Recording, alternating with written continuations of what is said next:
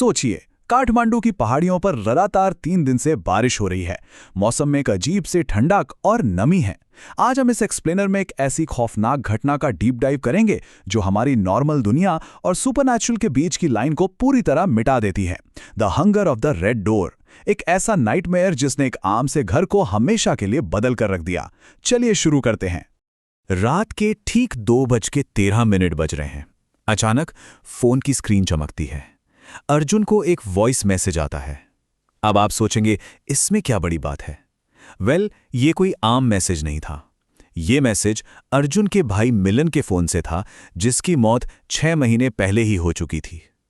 Just imagine, मौत के 6 महीने बाद किसी का मैसेज आना। ये किसी के भी होश उड़ाने के लिए काफी है, राइट?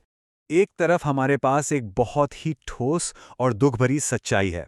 मिलन की डेथ शहर के बाहर एक भयानक बस एक्सीडेंट में हुई थी। बॉडी इतनी बुरी तरह जल चुकी थी कि कॉफिन को बंद ही रखना पड़ा, क्लोज्ड कास्केट।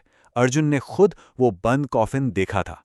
लेकिन दूसरी तरफ ये ऑडियो फाइल, ये पूरी तरह से साइंस और लॉजिक के बाहर की चीज है। आधी रात को एक मैसेज आता है जिस पर न कोई नंबर है, न कोई कॉलर आईडी, बस फाइल का नाम लिखा है, लिसन टू मी, यानी मुझे सुनो।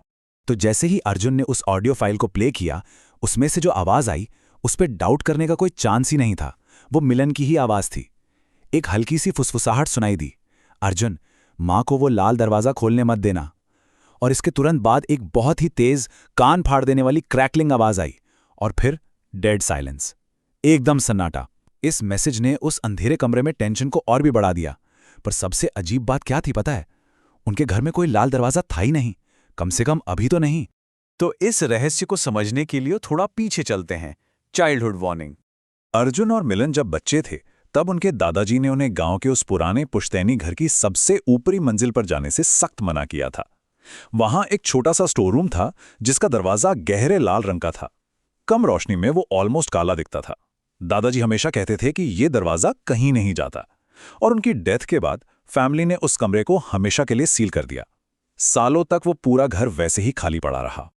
पर दादाजी सिर्फ मना नहीं करते थे, उनकी वार्निंग में एक अजीब सा डर होता था। वो हमेशा फुसफुसाते हुए एक ही बात कहते थे, कुछ दरवाजे हमेशा भूखे रहने के लिए ही बने होते हैं। इस वार्निंग को ध्यान से सुनिएगा, क्योंकि ये सिर्फ एक लकड़ी के टुकड़े की बात नहीं हो रही है। वो उस दरवाजे को एक जिंदा चीज मानते थे, जिसकी अपनी एक ऐसी भूख है जो कभी नहीं मिटती। दरवाजों की वो रहस्यमयी भूख। खैर, इस सदमे से बाहर आने की कोशिश करते हुए अर्जुन ने अपना लॉजिक लगाना चाहा। उसने उस वॉइस मैसेज वाले नंबर पर कॉल बैक किया, लेकिन जवाब क्या मिला? Number does not exist. Number मौजूद ही नहीं है। सारा लॉजिक यहीं पर फेल हो गया। और तभी फोन पर एक और नोटिफिकेशन। इस बार कोई आवाज नहीं थी, सिर्फ सांस लेने की साउंड थी। एकदम गीली, भारी सांसें। ऐसा लग रहा था जैसे कोई माइक्रोफोन के बिल्कुल पास खड़ा हो। और उसके बाद शुरू हुई वो दस्तक, बहुत ही धीमी और rhythmic. Talk talk talk. Arjun की तो रगों में खून ही जम गया, क्योंकि उसने रियलाइज किया कि ये टैपिंग फोन से नहीं आ रही थी, ये उसके खुद के अपार्टमेंट के अंदर से आ रही थी। अब हम आते हैं इस घटना के अगले हिस्से पर, द इंट्रूजन। खतरा अब फिजिकल स्पेस में आ चुका है। ये पार्ट ब्रिलियंटली इलस्ट्रेट करता है कि कैसे एक टोटली सेफ और नॉर्मल जगह अचानक से करप्ट हो सकती है। अर्जुन हॉलवे की तरफ घूमा जहां घुप अंधेरा था, और तभी किचन से फिर वही आवाज आई, टोक टोक टोक। धड़कनें तेज हो गईं। उसने चाकू उठाया और आगे बढ़ा। उसके आगे बढ़ते ही घर की सारी लाइट्स टिमटिमाने लगीं, फ्लिकर करने लगीं।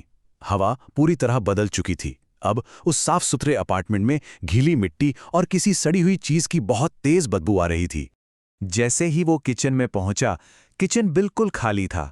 वहां कोई नहीं था, पर सिंक के ठीक ऊपर वाली खिड़की खुली हुई थी और बाहर की तेज बारिश का पानी उससे होते हुए सीधा फर्श पर टपक रहा था। लेकिन असली खौफ उस पानी में नहीं था, वो खिड़की के उस धुंधले, फॉगी कांच पर था।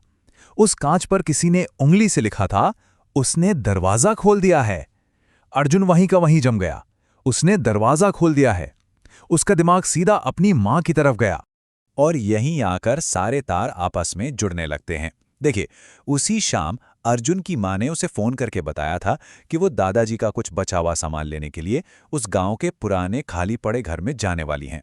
एक बिल्कुल आम सा काम है ना, पर उन्हें नहीं पता था कि इस एक कदम ने अनजाने में उस सदियों पुराने भूखे श्राप को जगा दिया था। अचानक बाहर जोर से बिजली कड़की और उस 1 सेकंड की रोशनी में अर्जुन ने कांच में अपने ठीक पीछे एक परछाई देखी। एक ऐसी आकृति जो बहुत लंबी थी, एक तरफ को अजीब ढंग से झुकी हुई। उसकी स्किन उसके चेहरे पर इतनी कसकर खींची हुई थी कि लग रहा था अभी फट जाएगी। और सबसे डरावनी चीज, जहां आंखें होनी चाहिए थी वहां सिर्फ खाली गड्ढे थे जिनसे गहरा काला अंधेरा बाहर रिस रहा था। अर्जुन घबराकर झटके से पीछे मुड़ा, लेकिन वहां कोई नहीं था, सिर्फ खाली किचन। और तभी उसका फोन फिर से बजने लगा। इस बार मिलन की आवाज में एक अजीब सी हताशा और डर था। उसने लगभग रोते हुए फुसफुसाया, वो उनके पीछे पीछे घर तक आ गया है। अब हम पहुंचते हैं इस कहानी के आखिरी और सबसे भयानक हिस्से पर, द क्लाइमैक्स, जहां भागने का कोई रास्ता नहीं बचा। अर्जुन के कांपते हाथों से फोन लगभग छूटने ही वाला था जब उसने अगली आवाज सुनी। ये उसकी माँ की आवाज थी। वो बुरी तरह रो रही थीं, गिड़गिड़ा रही थीं, प्लीज मुझे बाहर निकालो। लेकिन वेट, ये आवाज फोन के स्पीकर से नहीं आ रही थी। ये आवाज हॉलवे में बनी उस लकड़ी की अलमारी के अंदर से आ रही थी। और देखते ही देखते उस अलमारी का दरवाजा अपने आप धीरे धीरे खुलने लगा। अब जो अर्जुन के सामने था, उसने फिजिक्स और रियलिटी के सारे नियम तोड़ दिए थे, क्योंकि उस अलमारी के अंदर कोई अलमारी थी ही नहीं। उस मॉडर्न अपार्टमेंट के अंदर अब एक गहरे लाल रंग का लकड़ी का दरवाजा खड़ा था, जिस पर से गीली सड़ी हुई कीचड़ टपक रही थी। उस भूखे दरवाजे ने फाइनली यहां तक अपना रास्ता खोज ही लिया था। और इससे पहले कि अर्जुन कुछ समझ पाता, उस लाल दरवाजे की दूसरी तरफ से किसी चीज ने अंदर आने के लिए लकड़ी को जोर जोर से खुरचना शुरू कर दिया। वो खुरचने की आवाज, वो दरवाजे की भूख अब उसके ठीक सामने उसके अपने घर में थी। इस पूरी स्पाइन चिलिंग कहानी के बाद हमारे सामने एक बहुत ही डिस्टर्बिंग सवाल आता है।